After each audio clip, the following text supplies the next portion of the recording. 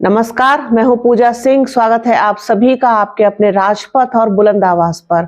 दोस्तों, कल बिहार के पटना में गांधी मैदान पर जो विशाल जन समूह उमड़ा, उसे देखने के बाद निश्चित रूप से भारतीय जनता पार्टी के होश तो जरूर उड़ गए होंगे।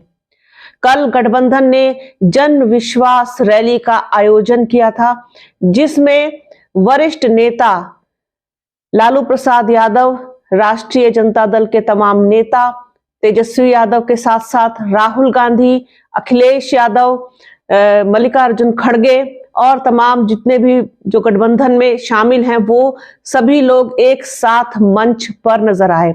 इस रैली की सबसे खास बात जो मुझे लगी वो ये, दो तीन बातें हैं वैसे तो, लेकिन शुरू करती हूं लालू प्रसाद यादव से। लालू प्रसाद यादव अपने वही पुराने चित परिचित अंदाज में दिखाई दिए। जब उन्होंने बोलना शुरू किया तो ये समझ लीजिए जिस तरीके से वहां जो लोग मौजूद थे, उन्होंने जो शोर मचाया है, जो उनका उत्साह बढ़ाया है, मतलब लालू यादव का भी उत्साह लोगों ने बढ़ाया। अपने नेता को सुनने के लिए जो लोग आए थे, इतनी भीड़ थी कि मुझे लगता है कि तिल रखने की भी जगह वहां पर नहीं थी। तो जैसे उन्होंने बोलना शुरू किया और जो जो वो बोलते रहे, बीच बीच में तालियों की गड़गड़ाहट, नारे और किस तरीके से लोगों ने उनका साथ दिया, ये देखने लायक था। लालू प्रसाद यादव भी अपने चिर परिचित अंदाज में नजर आए। जिस तरीके से उन्होंने भारतीय जनता पार्टी की क्लास लगाई, साथ ही साथ प्रधानमंत्री नरेंद्र मोदी को भी उसी मंच से ललकारा। अगर साधारण देसी भाषा की जबान में अगर कह दिया जाए तो उन्होंने कल प्रधानमंत्री नरेंद्र मोदी को बुरी तरीके से धो डाला। जिस तरीके से प्रधानमंत्री नरेंद्र मोदी दूसरी पार्टियों पर परिवारवाद का आरोप लगाते रहे हैं, समय समय पर उनके यही स्टेटमेंट हमने सुने हैं और देखे हैं कि प्रधानमंत्री नरेंद्र मोदी परिवारवाद का आरोप लगाते हैं, फिर चाहे वो कांग्रेस हो, चाहे राष्ट्रीय जनता दल हो, समाजवादी पार्टी हो। अब उन्होंने बीएसपी को भी नहीं छोड़ा था, तो उस पर भी उन्होंने निशाना साधते हुए कहा कि जिनका परिवार नहीं है वो परिवार के बारे में क्या जाने, जो लोग खुद परिवार विहीन हैं वो परिवार वालों पर निशाना हैं। साथ ही साथ उन्होंने और भी बहुत सारी चीजें कही, महंगाई को लेकर घेरा, बेरोजगारी को लेकर के घेरा, साथ ही साथ किसानों की भी बात उन्होंने की, महिलाओं की बात की, दलितों की, पिछड़ों की बात की। सभी चीज पर लालू यादव जमकर बरसते गरजते दहाड़ते हुए दिखाई दिए। हालांकि देखिए, एक उम्र भी उनकी हो गई है, दूसरी चीज ये है कि वो बीमार भी हैं। उनका किडनी ट्रांसप्लांट हुआ था, बहुत जोर से और बहुत दम लगा करके वो उस तरीके से भले ही ना बोल पा रहे हो, लेकिन उनका अंदाज वही था, अंदाज में वही तेवर थे, अंदाज में वही तलखी थी, अंदाज में वही तंज था। भारतीय जनता पार्टी के लिए, प्रधानमंत्री नरेंद्र मोदी के लिए किस तरीके से उन्होंने लोगों में एक मैसेज दिया कि चलो अब उठो, चुनाव की तैयारी करो, चुनाव की तैयारी करो और किसी भी कीमत पर अब तिबारा से भारतीय जनता पार्टी को केंद्र में नहीं आने देना है, रोकना है। और बिहार बता देगा, बिहार सिखा देगा इस बार कि चुनाव कैसा होता है, और प्रधानमंत्री नरेंद्र मोदी याद रखेंगे इस चीज को। इस तरीके की तमाम बातें उन्होंने मंच से कही हैं, मतलब देखने और सुनने लायक, ऐतिहासिक उसको कहा जा सकता है जो लालू प्रसाद यादव का वो जो भाषण है। और जिस तरीके से वो इतना आत्मीयता के साथ बोलते हैं, अपनी लोकल लैंग्वेज में, बिहारी भाषा में बोलते हैं, वो भी बहुत मन को छूती है चीजें। और साधारण शब्दों का प्रयोग करके, बिना किसी लाग लपेट के और बिना किसी मतलब चाशनी में लपेटे हुए बातों को कह देते हैं। और मुझे लगता है कि सामने वाला सुनकर हंसी देगा, बुरा नहीं मानेगा, लेकिन जहां उनको कहना होता है जो चीज, वहां से वो चूकते नहीं है। बहुत बड़ा संदेश इस रैली के बाद से गया है। आप ये देखिए कि जिस तरीके से गठबंधन की शुरुआत हुई थी, इंडिया अलायंस की शुरुआत हुई थी, और उसके बाद सब चीजें बिखर सी गई थी क्योंकि नीतीश कुमार पाला बदल कर चले गए, एनडीए में शामिल हो गए। इधर उत्तर प्रदेश से जयंत चौधरी गठबंधन से टूट कर चले गए, एनडीए में शामिल हो गए, तो उन्होंने इन दोनों को भी कहीं ना कहीं लपेटा, नीतीश कुमार पर भी निशाना साधा, उनको पलटू राम कह दिया। तो वो चूकते नहीं है किसी को भी कहने से, ना छोड़ते हैं कहने से। तो ये चीज थी। तो गठबंधन जो थी, गठबंधन की जो स्थिति थी वो बहुत खराब थी। भारतीय जनता पार्टी मजाक बनाने लग गई थी कि ये तो विपक्ष जो है अब किसी काम का नहीं रहा है, एक प्लेटफॉर्म पर ये खुद ही नहीं आ पा रहे हैं, तो ये आगे चलकर क्या ही कुछ होगा। क्योंकि जिस तरीके से आपने देखा कि समाजवादी पार्टी की और कांग्रेस की बात नहीं बन पा रही थी उत्तर प्रदेश में, जयंत चौधरी की और समाजवादी पार्टी की बात नहीं बन पा रही थी, उधर केजरीवाल भी नाराज थे, ममता भी नाराज थी, महाराष्ट्र वाली लॉबी जो थी उससे बात नहीं बन पा रही थी, साउथ में जो चीजें थी कुछ ठीक नहीं थी। फिर एकदम से सारा गेम पलटा जब समाजवादी पार्टी की और कांग्रेस की बात उत्तर प्रदेश में बन गई सीट शेयरिंग को लेकर के। इसी तरीके से बिहार में भी नीतीश का जाना, एक तरीके से मैं समझती हूँ कि नीतीश कुमार का जाना बहुत ही अच्छा रहा गठबंधन के लिए, कि बिना मतलब का कोई सर दर्द नहीं हुआ, किसी तरीके का कोई पेच नहीं फंसेगा अब सीट शेयरिंग को लेकर के। सारी चीजें क्लियर हो गई, एक मंच पर आकर दिखाई दिया, और इतना पॉजिटिव मैसेज मुझे और किसी स्टेट से नहीं दिखाई दिया, इवन उत्तर प्रदेश से भी नहीं, जितना मुझे बिहार से दिखाई दिया।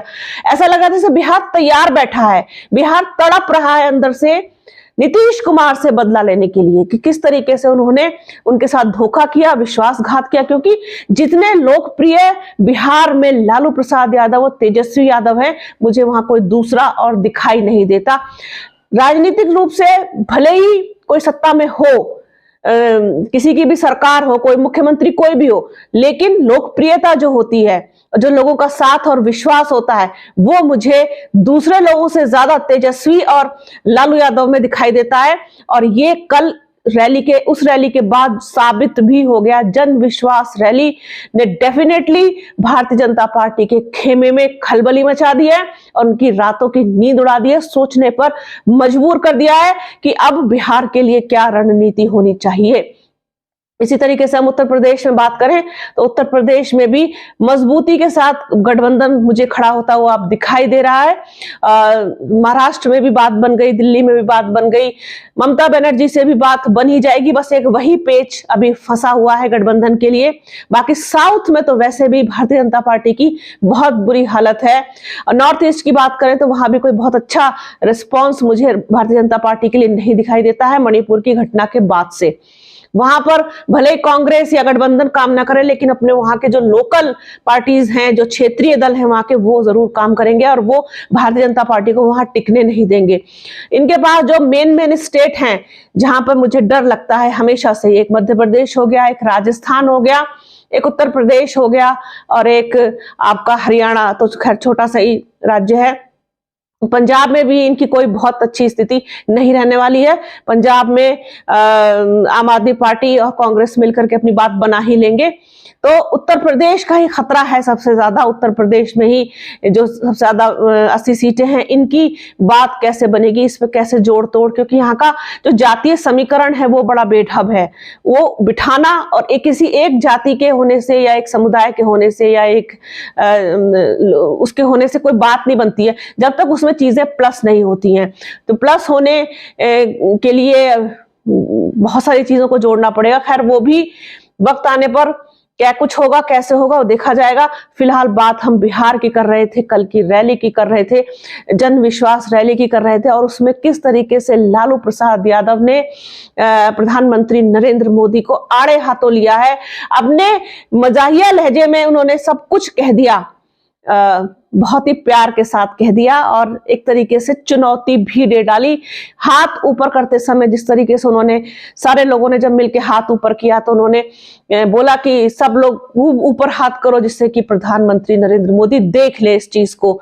तो एक मैसेज गया है बिहार की तरफ से कि हम किसी भी हालत में ना तो हटने वाले हैं, ना डरने वाले हैं, ना हम ईडी से डरते हैं, ना सीबीआई से डरते हैं। चंद दिनों की बात है, चंद दिनों की। जहां आचार संहिता लगी वहां ना कोई ईडी है, ना फिर सीबीआई है, ना सीआईडी है, ना फिर कोई आपकी जासूसी जो है कंपनी है, कुछ नहीं। इसके बाद आप देखिएगा मुझे लगता है कि खेला होगा। जिस तरीके से ये डरे हुए हैं, जिस तरीके से इनके लोग चुनाव लड़ने से मना कर रहे हैं, जिस तरीके से इन्होंने टिकट काटे हैं, लोगों की बगावत इनके यहां भी होगी। हालांकि बात वो अलग है कि ये अपने अंदर के डैमेज को मैनेज करने में मास्टर हैं, लेकिन डैमेज तो होगा। और जिस तरीके से ये कह रहे हैं 370 पार, यहीं पर आकर के मुझे डाउट होता है कि इनका जो कॉन्फिडेंस है वो बिल्कुल हिला हुआ है। वरना कोई भी व्यक्ति इतनी ओवर कॉन्फिडेंट होकर बात नहीं करता है कि 370 पार और 400 पार, एनडीए 400 पार, मतलब बाकी सब लोग क्या मतलब डुगडुगी बजाने के लिए हैं, तमाशा देखने के लिए हैं कि आप सब कुछ ले जाएंगे और किसी और को कुछ नहीं मिलेगा। जी नहीं, ऐसा नहीं होता है।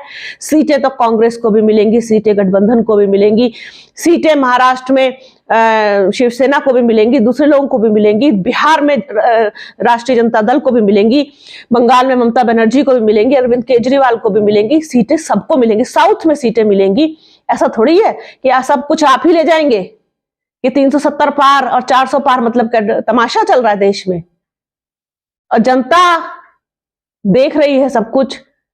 हालांकि ये जनता जो देखती है सब कुछ, जो सहती है, जो तकलीफें उठाती है बेरोजगारी के नाम पर, सबसे ज्यादा अगर किसी ने अत्याचार किया है भारतीय जनता पार्टी सरकार ने किसी चीज के नाम पर, तो वो है बेरोजगारी के नाम पर, रोजगार के नाम पर। जो लोगों के साथ छलावा किया है, धोखा किया है, नौजवानों का भविष्य बिल्कुल धकेल दिया, पेपर करवाते हैं, लीक हो जाता है, भर्तियां निकालते हैं, रद्द हो जाती है, जो भर्तियां हो भी गई हैं तो उसका कोई परिणाम नहीं है, अग्निवीर जैसी योजनाएं ले आए, मतलब सब बर्बाद कर दिया रोजगार के नाम पर।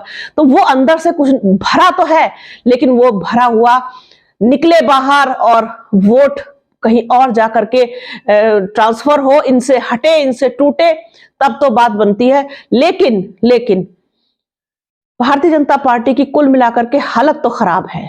वो जिस तरीके से जब इंडिया अलायंस अस्तित्व में आया था तब वो थोड़े से हिले थे, उनकी धुकधुकी तो बंधी थी। अब इस बार फिर से जब कल उन्होंने देखा है कि ये क्या हो रहा है, ये तो सब एक मंच पर जुट गए और लोग भी अभी इसमें जुड़ेंगे, तो उनकी दिल की धड़कनें तेज होना तो स्वाभाविक है। और दिल की धड़कनें सच मानिए बहुत तेज हो रखी हैं इस समय भारतीय जनता पार्टी की। इनकी खुद की अंदर से हालत खराब है। तो लालू प्रसाद यादव ने, तेजस्वी यादव ने, अखिलेश यादव ने, राहुल गांधी ने, मल्लिकार्जुन खड़गे ने और तमाम गठबंधन के जो लोग हैं उन्होंने कल एक मैसेज तो दे दिया। और लालू प्रसाद यादव जिस तरीके से मंच से दहाड़े, बोले, ललकारा, सब कुछ कहा, बिहार में क्या कुछ हुआ, क्या कुछ उन्होंने किया, क्या कुछ भारतीय जनता पार्टी की सरकार ने किया, क्या कुछ मोदी सरकार ने किया, तो वो सब कुछ भी उन्होंने कल मंच से सब लोगों के सामने बोला। और जिस तरीके से उनको फीडबैक मिला है, लोगों का ऑन द स्पॉट फीडबैक लोगों ने जो दिया है, वो वाकई में दूसरी पार्टियों की नींद उड़ा देने वाला है, खासतौर पर भारतीय जनता पार्टी की, कि ये किस तरीके का लोगों का रिएक्शन, इतनी जबरदस्त भीड़, इतनी जबरदस्त, मुझे नहीं लगता कि मैंने इतनी भीड़ किसी और रैली में अब तक इस साल में देखी भी है। तो ये एक चीज थी, जो कुछ भी होगा, गठबंधन क्या कर पाएगा, बिहार से क्या कुछ होगा, क्या खेला होगा, ये सब कुछ हम और आप मिलकर देखेंगे। तो बने रहिए राजपथ और बुलंद आवाज के साथ। हमारे चैनल को लाइक कीजिए, शेयर कीजिए, सब्सक्राइब कीजिए, बेल आइकन जरूर दबाइएगा।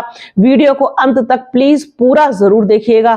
वीडियो के बीच में आने वाले एडवर्टाइजमेंट भी जरूर देखिएगा, जिससे आर्थिक रूप से चैनल को मजबूत होने में मदद मिलती है। अपना और अपनों का बहुत ख्याल रखिए। जल्द मिलूंगी आपसे एक नए वीडियो में एक नए मुद्दे के साथ। तब तक के लिए जय हिंद।